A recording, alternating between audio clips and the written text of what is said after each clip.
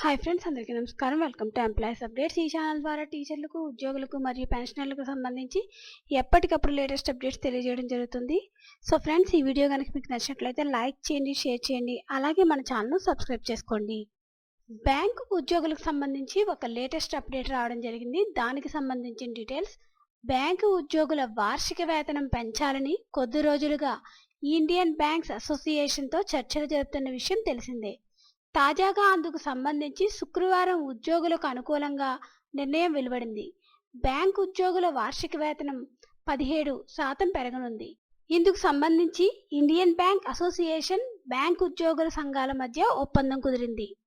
తాజా నిర్ణయంతో ప్రభుత్వ రంగ బ్యాంకులకు ఏడాదికి అదనంగా 12,449 కోట్లు ఖర్చవుతున్నట్లు తెలిపింది. ఈ వేతన పెంపు 2022 నవంబర్ నుంచి అమలు కానుంది. దీంతో దాదాపు 8 లక్షల మంది ఉద్యోగులకు లబ్ధి పొందుతున్నారు.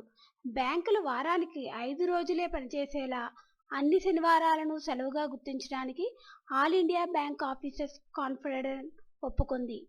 ఇందుకు ప్రభుత్వ అనుమతి లభించాల్సి ఉంది. ప్రభుత్వం నోటిఫికేషన్ తర్వాత సవరించిన పని గంటలు అమల్లోకి వస్తాయి. కొత్త డిఏ పాయింట్లను కలిపిన తర్వాత సిబ్బందికి కొత్త వేతన స్కేళ్లను రూపొందించారు. దీని ప్రకారం మహిళా ఉద్యోగులు మెడికల్ సర్టిఫికేట్ సమర్పించకుండానే నెలకు ఒక సిక్ లీవ్ తీసుకునే సౌలభ్యం ఉంది. ఉద్యోగి రిటైర్మెంట్ సమయంలో 255 రోజుల వరకు ప్రివిలేజ్ లీవ్లను నగదుగా మార్చుకోవచ్చు. విధుల్లో మరణించిన ఈ మొత్తం సంబంధీకులకు చెల్లిస్తారు. సో ఫ్రెండ్స్, బ్యాంకు ఉద్యోగులకి వార్షిక వేతనం అయితే 17% పెరగనుంది. అలాగే పదవీ విరమణ చేసిన ఉద్యోగులకు పెన్షన్, ఫ్యామిలీ పెన్షన్తో పాటు నెలవారీ ఎక్స్గ్రేషియా అందిస్తారు.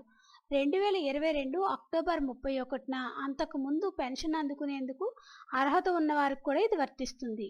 సో ఫ్రెండ్స్, పదవీ విరమణ చేసిన ఉద్యోగులకు కూడా ఈ ఎక్స్గ్రేషియా అయితే అందిస్తారు. ఫ్రెండ్స్, దీనికి సంబంధించి ఎటువంటి అప్డేట్స్ వచ్చినా మన ఛానల్లో తెలియజేయడం జరుగుతుంది. ఈ వీడియో కనుక మీకు నచ్చినట్లయితే లైక్ చేయండి, షేర్ చేయండి, అలాగే మన ఛానల్ను సబ్స్క్రైబ్ చేసుకోండి. Thanks for watching this video.